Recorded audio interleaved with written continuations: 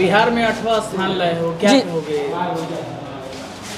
मैं यही कहूँगा कि और कोई भी स्टूडेंट है और वो अपने डेली टास्क को अच्छे से कर लेता है, जो टीचर कर रहे हैं उन बातों को अगर अच्छे से मानता है तो हर एक लड़का 8वां स्थान के पहला स्थान भी ला सकता है।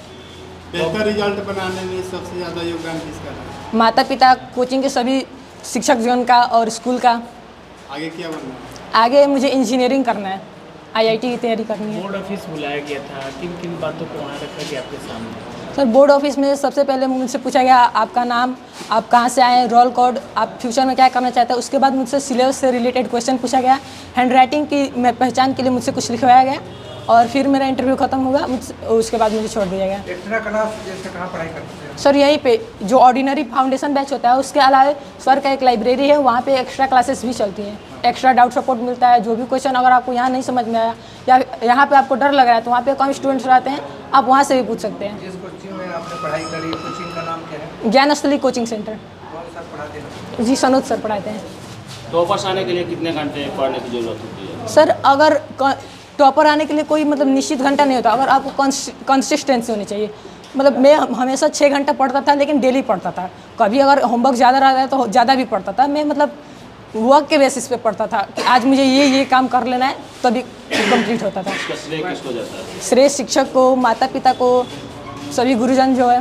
जो आपके साथ में स्टूडेंट पढ़ते थे, आपके दोस्त मित्र पढ़ते यस सर। थे, उनके लिए क्या आपका संदेश रहेगा, क्या कहना चाहेंगे? जी उनका भी बहुत बड़ा योगदान रहा मेरी तैयारी में और मुझे यह जान के खुशी है कि उनका भी बहुत अच्छा परफॉर्मेंस रहा है। क्योंकि मतलब जो अकेलापन होता है कभी कभी पढ़ाई में कि ये समझ नहीं आ रहा है, ये छोड़ दूँ, तो उस सिचुएशन में जो मेरे क्लासमेट है वो बहुत हेल्प करते थे। वो साथ बैठ के हम लोग 3-3 घंटे का टेस्ट लगाते थे। हमारा जो होता है कॉन्फिडेंस बढ़ता था कि मैं तुमसे पहले बनाऊँ, कि मैं तुमसे पहले बनाऊँ। ऐसे करके एक कॉम्पिटिशन की तरह से हमारा जो तैयारी है वो बेस्ट हुआ। ट्यूशन के अलावा घर पे कितने घंटे पढ़ाई करते 6 घंटे मिनिमम होता था। उसके अलावा अगर होमवर्क ज़्यादा है तो 8 घंटे 10 घंटे भी हो सकता था।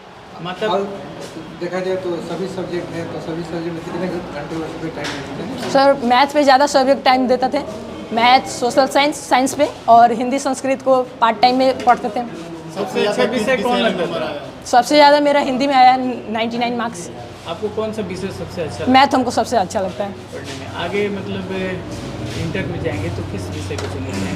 सर फिजिक्स, केमिस्ट्री और मैथ। कौन कौन सब्जेक्ट में कितना कितना नंबर आया थोड़ा बताइए? सर हिंदी में 99 मार्क्स आया, SST में 95, मैथ में 97, संस्कृत में 95 और इंग्लिश में 74। अच्छा, जब आपको बोर्ड ऑफिस बुलाया गया तो क्या लगा था आपको कि आप बिहार में 8वां स्थान लाएंगे? सर ये तो उम्मीद नहीं थी, पर हमें ये ज़रूर उम्मीद था कि मेरा भी रैंक 1 to 10 के बीच में ज़रूर आएगा। कहाँ कमी लगे? क्या सर? कहाँ कमी लगे? कमी तो सर थोड़ी सी हैंड राइटिंग भी मेरी उतनी अच्छी नहीं थी, प्लस में ऑब्जेक्टिव में मेरी थोड़ी कमी रह गई थी।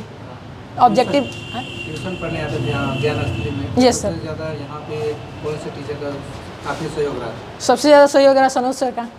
एक्स्ट्रा क्लास में पढ़ा? हाँ एक्स्ट्रा क्लास, ये मतलब यहाँ के अलावा एक्स्ट्रा जो मेहनत होती थी लाइब्रेरी में 24/7, आपको जो समझ में नहीं आ रहा आप उसको नोट करके रखिए। पिताजी हाँ लाइब्रेरी, पिताजी LIC एजेंट है, इंश्योरेंस एडवाइज़र। और माताजी? माताजी गृहिणी है, हाउसवाइफ। आपका क्या नाम हुआ? रोशन कुमार, कहाँ के हैं? बिहिया गाँव, भोजपुर जिले से। कहेंगे सपना पूरा हुआ, काफ़ी दिनों से लगे थे कि बिहार टॉप में मेरा भी कोचिंग का नाम जाए। आज हम बहुत खुश हैं। हालांकि जिस दिन कॉल आया था उसी दिन से बहुत खुश थे। रात भर हम सोए नहीं थे, रात भर इसके लिए सोए नहीं थे। इसके लिए 15 साल इंतजार किए। 2012 में कोचिंग ओपनिंग किए थे, तब से बोरा पर एक लड़का बिछा कर पढ़ाए थे और ये सपना लेकर आए थे कि एक दिन बिहिया के स्टार बनेंगे। ठीक है। और पिछला साल भी हम लोग 1 नंबर के लिए छूटे थे, मतलब कॉल नहीं आया। इसके लिए हम लोग को मलाल रहता था। और IBN 7 वाले सर आते थे तो पूछते थे कि जब 98 नंबर हम लोग मैथ में लाए थे तो बोले थे कि क्या 100 हो जाएगा। तो पिछला साल हम 100 में 100 लाए थे, तो फिर बोले कि क्या उम्मीद करें कि अगला बार टॉप 10 में स्थान आएगा। तो हम लोग इसके लिए बड़ा हार्ड मेहनत करते हैं। यहाँ कोर्स ख़त्म करने के बाद ये लड़का जो बताया 3 घंटा यहाँ चलता था क्रैश कोर्स। इसके बाद यहाँ से चल जाता था वहाँ पर मेरे घर पर, वहाँ इसको करीबन 9 बजे रात तक हम मेहनत कराते थे। एक दिन क्या हुआ कि 9:45 बजे हो गया, इनका पिताजी 2 डबल मफलर बांध के आए थे और देखे कि 9:45 रात ठंडी के मौसम हुआ था। मोटरसाइकिल से प्रॉपर इनका पापा लेने आते थे हमारे घर पर। यहाँ पढ़ाने के बाद वहाँ हम फिर रिवीजन कराते थे। तो एक दिन की घटना ही बताए कि इनके पापा की लेके 9:45 बजे गए तो इनकी मम्मी बोली कि इतना रात हो गई, ठंडा इतना बस जान ना रही तो पढ़ाई कैसे हुई, ठंडा मार दी, शरीर खराब हो जी तो पढ़ाई कहाँ से होगा।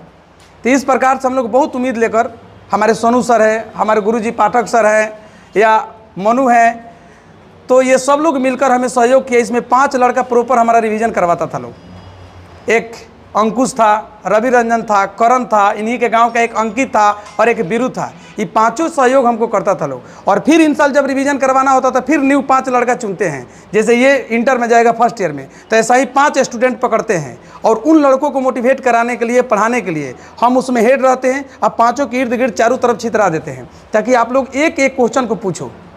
इस प्रकार से मेहनत करने के बाद ये हासिल प्राप्त हुआ। न तो हम दक्षिण से जो उम्मीद लेकर आए थे, आज वे उम्मीद हमको लगा कि सफल हुआ। और बहुत दिन से हम लोग इधर बाज़ार से बहरी पढ़ाते थे तो लोग जनता भी नहीं था कि भाई इधर भी क्लास चलता है, लेकिन हर एक साल हम लोग 90+ रिजल्ट दिए हैं। पढ़ाने का तरीका क्या होता है सर? पढ़ाने का तरीका बहुत से ज़्यादा है। डिसिप्लिन पहल का बात है, हेयर स्टाइल, नाखून, यहाँ तक कि वीडियो दिखाएंगे एक बार में 150 उठ बैठ करा देते हैं बहरी नाला पर। हद से ज़्यादा यहाँ पर गार्डिंग है। बहुत बार लड़का लोग को मारा जाता है कि मतलब कहिए मत। यहाँ किसी प्रकार का कोई अनडिसिप्लिन नहीं, डिसिप्लिन में रहना है, लड़का हो या लड़की। पहनावा ओढ़ावा पर भी ध्यान दिया जाता है, आपके रहन सहन पर, भाषा पर। यहाँ तक हम अपने टीचरों को सिखाते हैं बच्चों को कि यदि हम बोर्ड पर पढ़ाते वक्त कहें कि बुझाई दे बबुआ, तो तुम लोग कहना कि हाँ रे बुझाइल। भाषा के एकदम कंट्रोलिंग। इसलिए मास्टर को भी चाहिए कि बाबू बाबू कहकर पढ़ाएं। आदर तभी मिलेगा जब दूसरे को हम आदर देंगे। भाषा का कोई दुरुपयोग नहीं होना चाहिए। जो आप क्रैश कोर्स कराते हैं उसमें कितने छात्र शामिल करते हैं? क्रैश कोर्स में लगभग 70-80 छात्र, ज़्यादा हम एडमिशन लेवे नहीं करते हैं क्योंकि औकात से बाहर हो जाता है ज़्यादा एडमिशन लेंगे तो। क्योंकि एक एक बच्चा को एक दिन में लगभग 250-300 क्वेश्चन सुनते हैं। 5 सब्जेक्ट से रोज़ प्रश्न सुनते हैं। 250-300 लगभग प्रश्न ऑब्जेक्टिव सब्जेक्टिव लेके हो जाता है। हार्ड मेहनत होता है। तो क्या करेंगे, शुरुआत तो हो गई है, ये परंपरा जारी रहेगा। अगली बार उम्मीद रखा जाए? एकदम उम्मीद रखिए। मेरा सवाल ये है कि ये तो लड़का आपके जो है टॉप 10 में आया है, इसके अलावा कितने जो आपके संस्थानों से जो लड़के हैं वो पहले डिवीजन आया है? अभी देखिए, अभी यहाँ एक आओ बाबू आओ, आपका कितना परसेंटेज आया है? 92%। अभी इन्हीं के साथ में है। इसका भी मिस हो गया था। मतलब मेरे कोचिंग में अभी 90+ कम से कम 10-12 को लड़का है लोग, जो अभी बहुत दूर दूर का है लोग, अभी आ नहीं पाया है लोग। फर्स्ट डिवीज़न कहिए मत, यहाँ फेल ना के बराबर है लोग, ना होता है लोग। फर्स्ट डिवीज़न हमारे लिए आम बात है, जब से आए तब से। यहाँ लिखा भी गया है, देखिए उसमें कितना छात्रों का फोटो लगाया गया है। और दूर दूर से कमरियाँ, बनकट, सिकरिया, उधर से लड़कियाँ ट्रेन से आती है लोग। ऐसा नहीं कि मतलब इधर के सब है लोग। मेरा नाम सनोज कुमार, हम ज्ञान स्थली के डायरेक्टर हैं, प्लस टीचर हैं, पढ़ाते हैं। और हमारा गांव पीरो थाना नोनार पड़ेगा, दक्षिण में है। ये जो संस्थान है कहाँ चलता है? संस्थान है बिहिया में चलता है। कहाँ पे? बिहिया मेन रोड, सनीचरा बाबा के सामने, यूनियन बैंक के पास।